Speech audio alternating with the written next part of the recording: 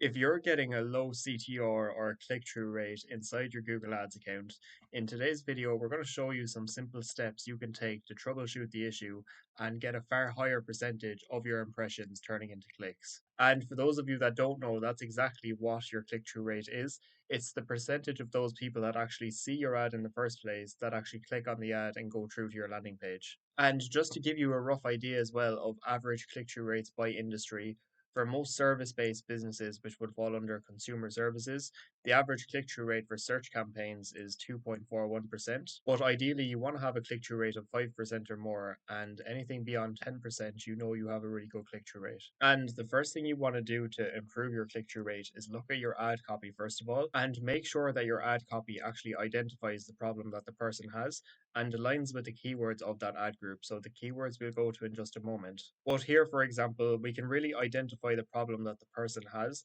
by using things like dynamic keyword insertion like we have in place here. So for this patio doors ad, if any of our actual keywords are searched as the actual search term that someone types into Google, then that exact search term that they type will appear as the first headline that they see for this ad. And if dynamic keyword insertion is triggered, then it's highly likely that they'll click on our ad because what they see in the first headline that they see exactly matches up with what they searched for in the first place. And you really want to make sure you have a highly relevant headline more than anything else because the first headline in particular is the first thing that they see when they land on your ad.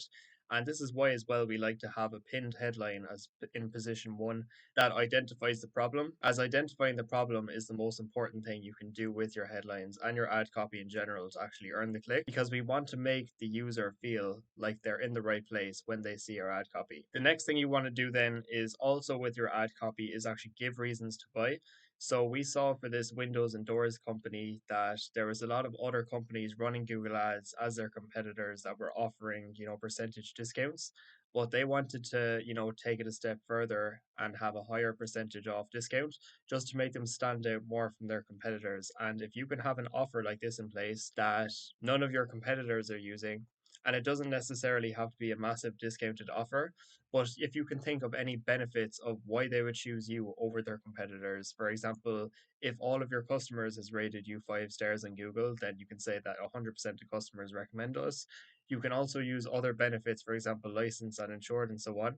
But the more specific you can get and the less generic the benefits you choose are to use for your ad copy as well, the higher your chances are of having a much higher click through rate than them as well. And you want to highlight these benefits as well, along with your keyword focus inside your actual descriptions. If you want to highlight that you're the most trusted, that does what you offer, that you're fully certified, quality craftsmanship, any other benefits that help you stand out more than your competitors are benefits worth adding to the descriptions of your ad copy. And the key to having successful benefits in your ad as well is just not appearing generic. It's impossible to identify the problem without being somewhat generic because you need to just say, what you offer so that they feel like they're in the right place with the service.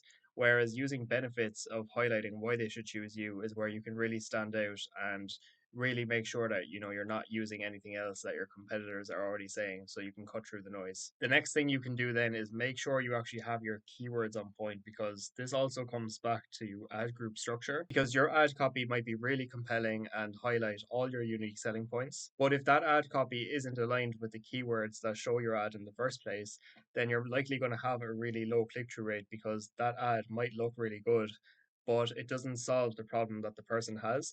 So you want to make sure that the keywords in each of your ad groups are all highly aligned with one another. So that way the ad copy that those keywords actually lead to are all highly relevant to each of those keywords. So for example, this is a patio doors ad group where all of the keywords in this ad group are related to patio doors. But in this windows and doors campaign, rather than having all of our different doors and windows keywords stuffed into one ad group, we have them all split up by intent. So if someone's looking for a backdoor, that there'll be a bunch of keywords that lead to backdoor specific ads, which goes to a backdoor landing page. Same if someone's looking for a door company or contractor, Same with door installation, door replacement. And you might think that a lot of these mean the same thing already. And to some degree, yeah, you can say that if someone's looking for a door company, they're also looking for door installation or door replacement. But instead, if they see an ad that matches exactly what they search for, they're way more likely going to click on that ad than just the generic door ad. So even if you think the keywords in your ad groups are already similar enough, you want to just double check all of your keywords in each ad group to make sure that the intent behind each is exactly the same.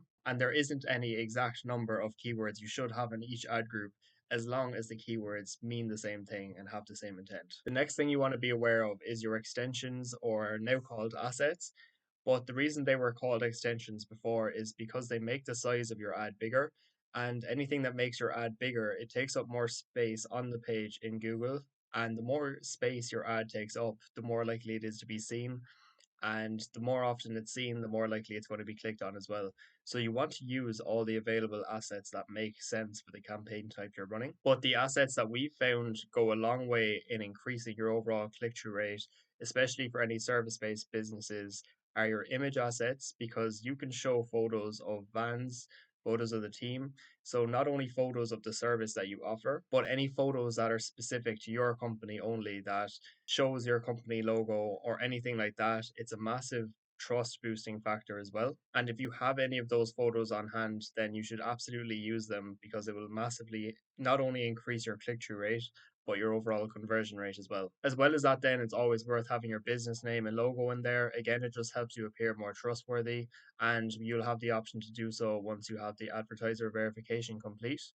And apart from that, then, if you're looking to increase your click through rate, I would say the site links and call outs are the next most important in helping you improve your overall click through rate. Because site links, especially if you're offering different services, it gives them the option to go to a specific landing page for that specific service if they're looking for something more specific. So, for this campaign, for example, where we're offering different windows and door services, they might be looking for a really specific aspect of that. And if we have a site link for that specific service, not only does it take up a lot more space on the page than just their general headlines and descriptions, it also just further reinforces that this company offers what I'm looking for. And callouts then are also always worth including, because you can just list as many benefits of what you offer as you like with no limit whatsoever. So, as many benefits you can think of as why would they choose me, you can list here as call out extensions. You also have your call extensions as well, but that's not necessarily for the purpose of increasing your click through rate. But if you are running your ads on mobile and you offer a service where you're looking for more phone calls, then it's always worth having your call extension in there as well. The last thing you can do as well, which is something you'll refine over time, is A B test your ad copy so that you're always looking to beat the previous winner and improve your overall click through rate over time. And what you want to do for this is, at first, you can make three separate ads for each of your ad groups. And from there, then, once they actually have a significant amount of clicks and data, you'll be able to see which of the three ads are performing best in terms of click through rate. And you can see for this patio door ad group, for example, that this first ad has the highest click through rate of 21%, with the other two having a click through rate of about 10%.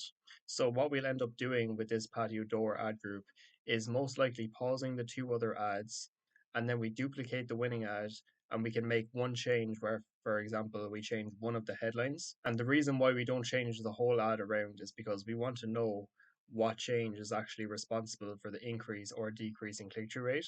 So that's basically how you A B test your ad copy.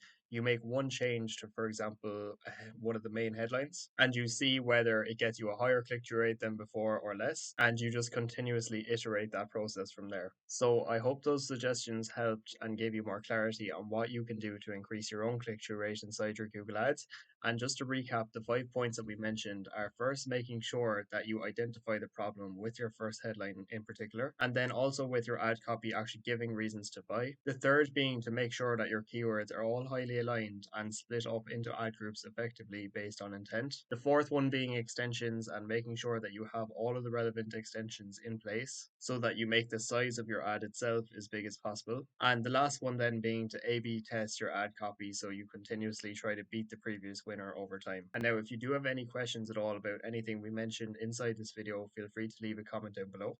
And if you are a service based business looking to further refine your own campaigns, feel free to have a look at the link in the description. And if you do like this Google Ads related content as well, feel free to leave a like and subscribe to the channel, as we'll be posting all things related to Google Ads here daily. And hopefully, we'll see you inside the next video.